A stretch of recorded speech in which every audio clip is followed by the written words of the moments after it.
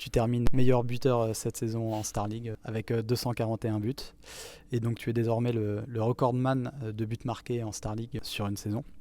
Est-ce que tu peux nous parler de comment tu as travaillé toi l'aspect offensif de ton jeu pour arriver à ce niveau-là?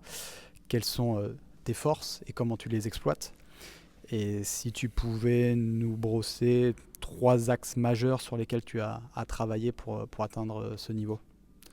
Alors, pour commencer, entre guillemets, le déclic, on voit l'écart statistique. Quand on regarde l'écart statistique, c'est fait d'une saison à l'autre où je passe peut-être de 120 buts à 220 buts.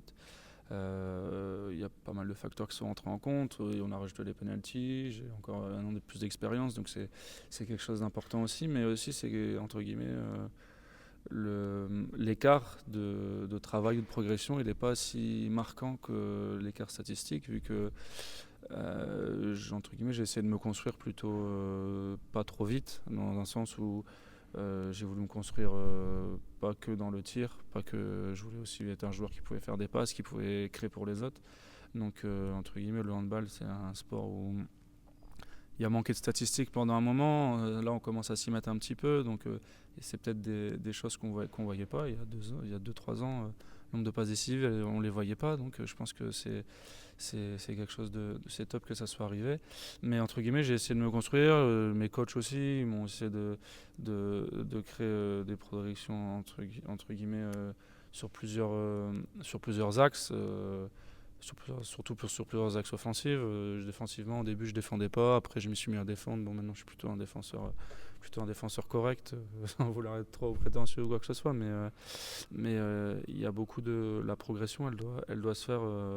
Voilà, j'ai vite joué. J'ai commencé mon premier match à 17 ans. J'ai joué, j'ai mis 5 buts. Je m'y attendais pas. Je pense que personne non plus s'y attendait.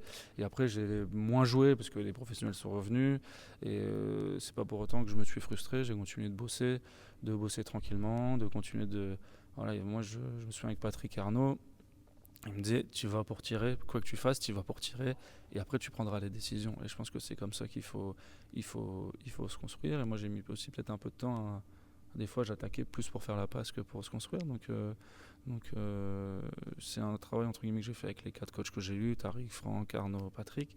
Mais il y a des facteurs importants, notamment pour voir le jeu, parce que c'est tellement dense le jeu en Lidl Star League que quand on tire pas, c'est pas nouveau, je tire pas à 12 mètres, je peux tirer de loin, je peux tirer hors des 9, c'est fait partie aussi de mon jeu, mais j'étais surtout un joueur qui joue au près, qui joue à travers, et je pense qu'il y a des choses importantes à gérer. Tu me parlais de 3 axes de travail, moi je dirais